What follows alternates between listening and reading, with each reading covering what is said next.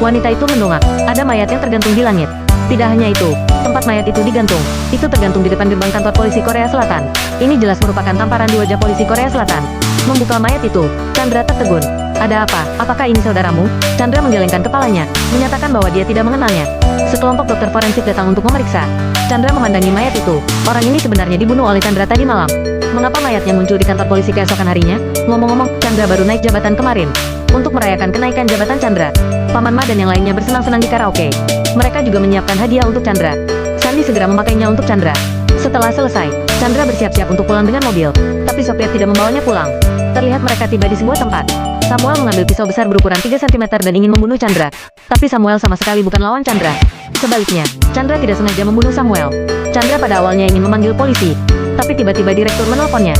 Berkata padanya untuk tenang dan menunggu promosi kenaikan jabatan. Jangan membuat masalah. Untuk dipromosikan, Chandra bertindak seolah tidak terjadi apa-apa. Memulai serangkaian penghapusan jejak kejahatan di sini. Tak disangka, keesokan harinya, mayat itu muncul di depan gerbang kantor polisi. Tapi forensik tidak menemukan petunjuk yang berguna. Karena semua jejak kejahatan telah dihancurkan oleh Chandra. Chandra buru-buru menghisap rokok untuk menekan keterkejutannya. Paman Ma sedang menyelidiki tempat kejadian di sini. Dia menemukan mobil di sebelah mayat. Paman Ma meminta Sandi untuk memeriksanya. Sandi mendatangi mobil, menemukan klip yang mereka berikan ke Chandra kemarin malam. Agar tidak terpublikasi, Sandi diam-diam menyembunyikannya, dan tidak memberitahu Paman Ma. Kemudian video Samuel tergantung di depan kantor polisi, dipublikasikan di internet melalui sebuah akun.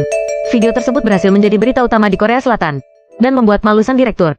Untuk menyelamatkan muka Korea Selatan, Paman Ma dengan segera meluncurkan tim investigasi pengawasan untuk melacak kendaraan yang mengangkut mayat. Setelah pemeriksaan forensik tubuh mayat, mereka menemukan sampel di tubuh Samuel. Ada jejak perkelahian dengan orang lain di kukunya. Ini berisi sisa jaringan kulit dari pelaku. Hanya perlu mencari benangnya, maka akan segera menemukan pembunuhnya. Hal ini membuat Chandra menjadi gugup lagi. Kendaraan yang dilacak Paman Ma juga menemukan petunjuk, tapi plat nomornya terlalu buram untuk dilihat dengan jelas. Orang-orang bersiap untuk memeriksa rekaman video di jalan terdekat, bersumpah untuk menemukan mobil itu. Chandra menjadi panik. Dia tahu lokasi kejahatannya akan segera terungkap. Ketika rekan-rekan lainnya sedang tidak memperhatikan, Chandra diam-diam mengambil rekaman video yang berhubungan dengannya.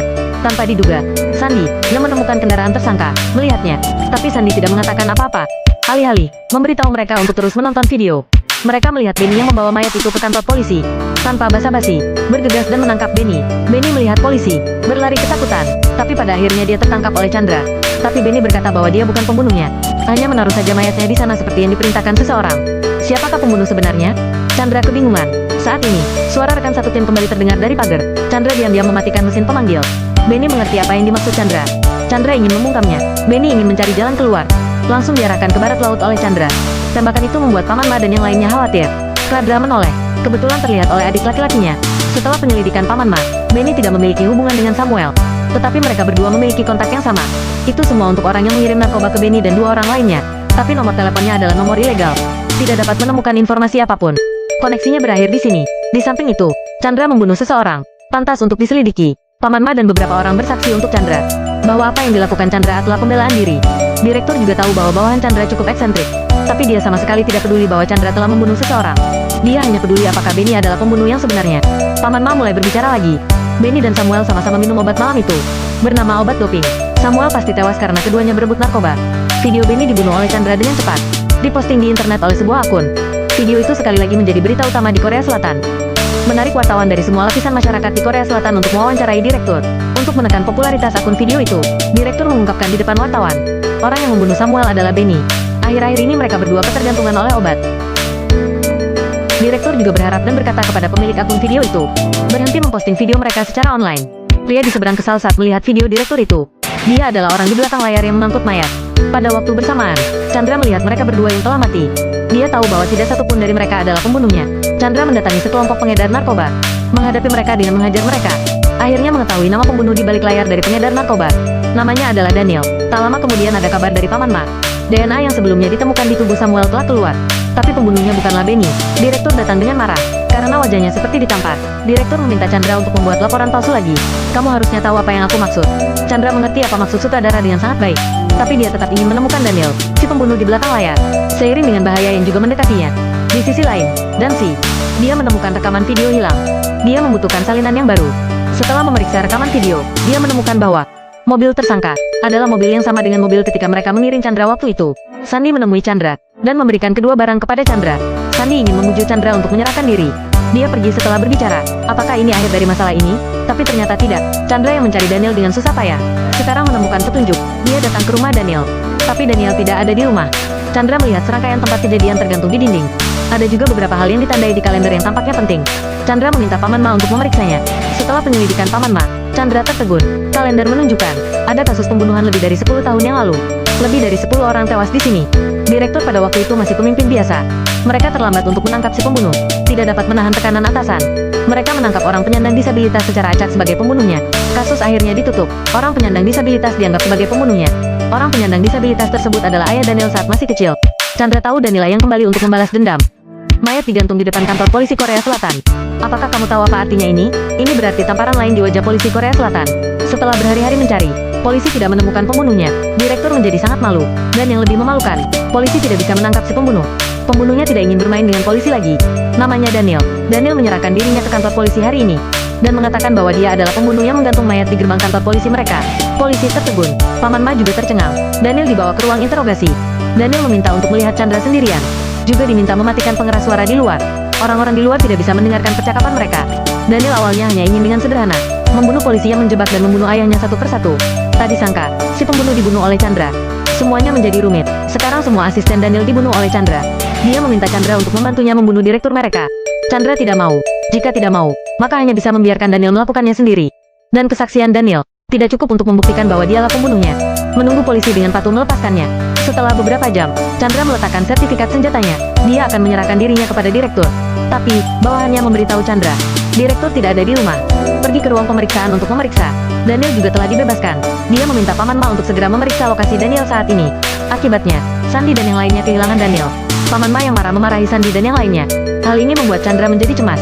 Memberitahu Paman Ma dan yang lainnya untuk segera menangkap Daniel. Kemudian dia segera berlari. Hal ini membuat Paman Ma benar-benar bingung. Melihat informasi dari Daniel, dia segera mencarinya di komputer. Ternyata dia menemukan bahwa Daniel yang sesungguhnya sebenarnya adalah rekan satu tim mereka, Sandy. Setelah ayah Daniel meninggal, Daniel mengubah namanya. Pada waktu bersamaan, video Chandra membunuh Samuel juga dikirim ke komputer mereka. Di sisi lain, Chandra sedang berusaha mencari sang direktur. Tiba-tiba Daniel palsu memanggilnya lagi, dan menyuruh Chandra untuk melihat ke arah direktur. Chandra ingin memberitahu direktur untuk turun dari mobil. Ternyata dia terlambat satu langkah. Direktur sudah mati. Setelah Daniel palsu itu mengejek Chandra, dia bergegas pulang. Sesampainya di rumah, dia menyuntik dirinya sendiri dengan tabung besar berisi obat. Tunggu Chandra datang. Dia bilang dia bukan Daniel dan sebenarnya dia adalah sahabat Daniel.